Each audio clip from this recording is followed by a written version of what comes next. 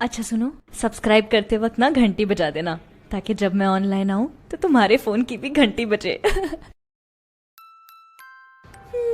चलो उठ जाता हूँ, वरना मम्मा फिर से आके कमर में लात मार के उठाएगी। 1 मिनट, कल से तो उठना ही है, तो आज सो जाता हूँ। पर नींद नहीं आ रही है।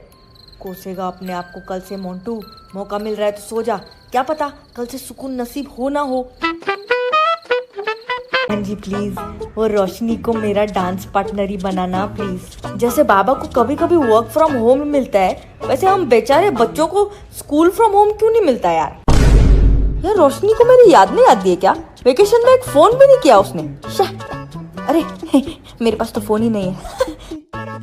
लेना पड़ेगा एक। वो हरामी नीतेश का हाइट मेरे से ज्यादा तो नहीं हो गया रहेगा ना? जाके गार्डन में लटक के आता हूँ।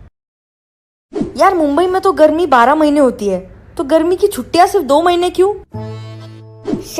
इस वेकेशन में भी मैंने वायलिन बजाना और कंटेम्प्ररी डांस करना नहीं सीखा, पता ही नहीं चला किधर निकल गया। अगले वेकेशन में आज का वीडियो है कक्षा 10वीं वर्ग भारतीय वन बुक से मानव नेत्र वायुमंडलीय अपवर्तन या वर्ण विक्षेपण। इस चैप्टर के अति लघुत्तरीय और लघुत्तरीय प्रश्नों के सभी क्वेश्चन का सलूशन लेकर आया हूँ। इस वीडियो को देखने से पहले इस चैनल को सब्सक्राइब कर लें, ताकि अगला वीडियो सबसे पहले आप तक पहुँचे। तो देखिए, सबसे पहला क्वेश्चन पे चलते हैं। पहला क्वेश्चन है, नेत्र के उस गुण को जो विभिन्न दूरियों पर स्थित वस्तुओं को फोकस करने में सहायता करता है, उसे क्या कहते हैं? तो आंसर लिखेंगे नेत्रिकी सामंजन क्षमता। दूसरा क्वेश्चन है, क्या भिन्न भिन्न दूरियों पर स्थित वस्तुओं के प्रतिबिंब को फोकस करने के लिए नेत्र लेंस की फोकस दूरी सिलियरी पेशियों द्वारा परिवर्तित होती है? तो आंसर में लिखेंगे हमारे नेत्र वो बनने वाले सिलियरी पेशियों वो दर्शन कोण को सामंजस्य से बिठाते हैं। आंसर हो जाएगा।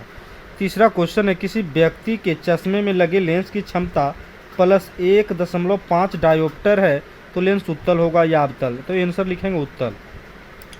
चौथा क्वेश्चन, मानव नेत्र के 3 मुख्य दृष्टि दोषों के नाम लिखे। तो आंसर लिखेंगे निकट दृष्टि दोष, दूरदृष्टि दोष और जरा दूरदर्शिता। पांचवा क्वेश्चन है, स्पष्ट दृष्टि की न्यूनतम दूरी क्या है? तो 25 सेंटीमीटर। आंसर।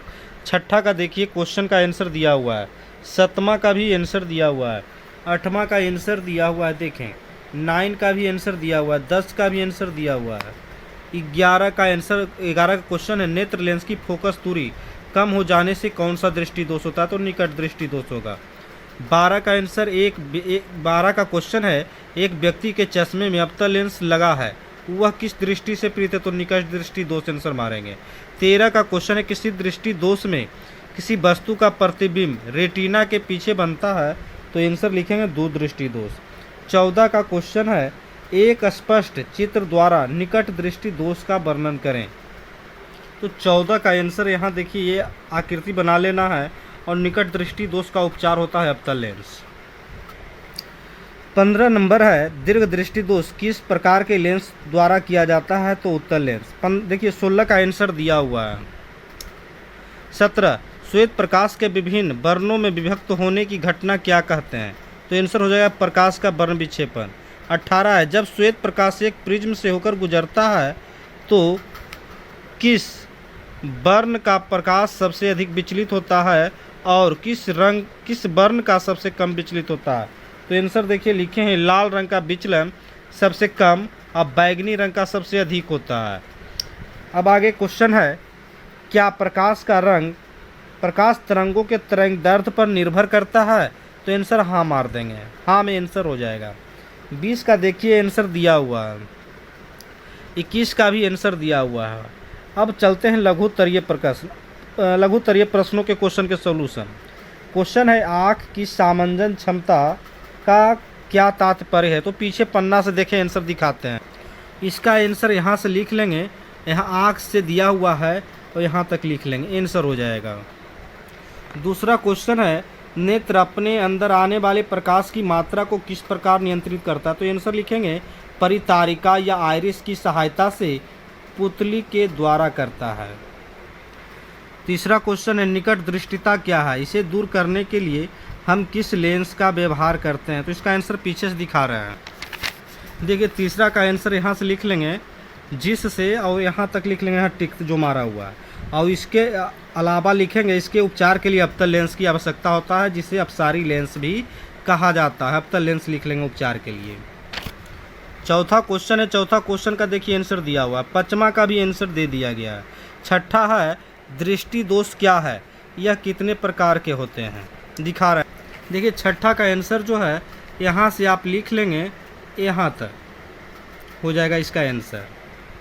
सातवां क्वेश्चन है नेत्र के दो मुख्य दोषों के नाम लिखे, इनके उपचार के लिए किस प्रकार की लेंस की आवश्यकता होती है। तो दो दोष हो जाएगा, निकट दृष्टि दोष और दीर्घ दृष्टि दोष। निकट दृष्टि दोष के उपचार के लिए अवतल लेंस की जरूरत होता है, और दूर दृष्टि दोष के उपचार के लिए उत्तल लेंस की आवश्यकता होता है। आठवां क्वेश्चन है दूरदर्शिता नामक दोष के निवारण हेतु प्रयुक्त लेंस को दिखाते हुए किरण आरेख खींचना है। इसका आंसर देखें। आठवां का ये देखिए फिगर बना लेंगे, और उसके बाद इसके दोष, ये फिगर बना करके इसका ये लिख लेंगे। ये लिखना नहीं है, ये फिगर बना करके ये वाला लिख लेना है। आंसर हो जाएगा 8 का। नुम्मा है वर्ण विक्षेपण और वर्ण क्रम स्पेक्ट्रम क्या है। तो नुम्मा का ये लिखेंगे नीचे से, ये वाला वर्ण विक्षेपण कहते हैं श्वेत के पास से, और उसके बाद ये पन्ना पलटेंगे और ये वाला भी लिखेंगे, श्वेत प्रकाश से प्राप्त रंगीन स्पेक्ट्रम कहते हैं। बस यहाँ तक लिख लेंगे, आंसर हो जाएगा। 10वां है तारे क्यों टिमटिमाते हैं, समझाइए। तो 10वां का आंसर यहाँ हो जाएगा, यहाँ से पृथ्वी का वायुमंडल शांत नहीं होता है, यहाँ से हो जाएगा 10वां का आंसर यहाँ तक। 11 नंबर चंद्रमा और ग्रह टिमटिमाते प्रतीत नहीं होते, क्यों। इसका आंसर देखें। इसका जो आंसर होगा यहाँ से देखिए, हम ये तारों की, ये तारे टिमटिमाते किंतु चंद्रमा तथा ग्रह नहीं टिमटिमाते, क्यों। यहाँ देखिए आंसर हम जानते हैं। यहाँ से आपको ये लिखते चल जाना है, ये पन्ना पलटना है आगे, और इसको यहाँ तक लिख लेना है, आंसर हो जाएगा। 12 का आंसर देखिए क्वेश्चन, सूर्योदय के समय सूर्य रक्ताभ क्यों प्रतीत होता है। तो इसका आंसर देखिए हम यहाँ लिख दिए हैं। सूर्योदय और सूर्यास्त के समय वायुमंडल से होकर सूर्य के प्रकाश को अधिक दूरी तय करनी पड़ती है, और इसे अधिक कणों से होकर गुजरना पड़ता है, जो मुख्यतः नीले रंगों का परिकिरणित कर देती है। जो बचा हुआ प्रकाश हमारी आंखों तक आता है, उसमें मुख्यतः लाल रंग होता है, जो हमें रक्ताभ प्रतीत होता है। लाल रंग का तरंग दैर्घ्य अधिक और विचलन कम होता है। यही आपको आंसर लिख लेना है। 13 नंबर क्वेश्चन है किसी अंतरिक्ष यात्री को आकाश नीले की अपेक्षा काला क्यों प्रतीत होता है। तो आंसर लिखना है वायुमंडल की अनुपस्थिति के कारण कोई परिकिरण नहीं हो पाता, जिसके कारण अंतरिक्ष यात्री को आकाश नीले की अपेक्षा काला दिखाई देता है। 14 नंबर क्वेश्चन इंद्रधनुष की व्याख्या करें, प्रकाश के वर्ण विक्षेपण से आप क्या समझते हैं। तो इसका आंसर यहाँ से यहाँ तक लिख लेंगे, देखें, और वर्ण प्रकाश के वर्ण विक्षेपण की डिफिनेशन यहाँ से लाल रंग वाला लिख लेंगे, आंसर हो जाएगा। 15 का देखिए यहाँ क्वेश्चन का आंसर दिया हुआ है। 16 क्वेश्चन है जब श्वेत प्रकाश एक प्रिज्म से होकर गुजरता है तब इसके अवयव किसी सफ़ेद पर्दे या दीवार पर भिन्न भिन्न स्थानों पर दिखाई पड़ता है, क्यों। देखिए आंसर यहाँ लिख दिए हैं, इसको देख करके आंसर लिख लेना है। श्वेत प्रकाश 7 रंगों के मिश्रण होता है तथा प्रत्येक रंग के तरंग दैर्ध्य एक दूसरे से भिन्न होता है, जिनसे विभिन्न तरंग दैर्ध्यों के लिए प्रिज्म के माध्यम का अपवर्तनांक भी अलग अलग हो जाता है। 17 का क्वेश्चन प्रकाश का वर्ण विक्षेपण क्या, स्पेक्ट्रम कैसे बनता है। 17 का आंसर ये लिख लेंगे यहाँ से लाल रंग वाला से, और ये फिगर बना करके ये यहाँ तक लिख लेंगे, आंसर हो जाएगा। अगर ये वीडियो आपको पसंद आया हो तो चैनल को सब्सक्राइब करें, अगर अच्छा लगा हो तो लाइक करें। थैंक्स।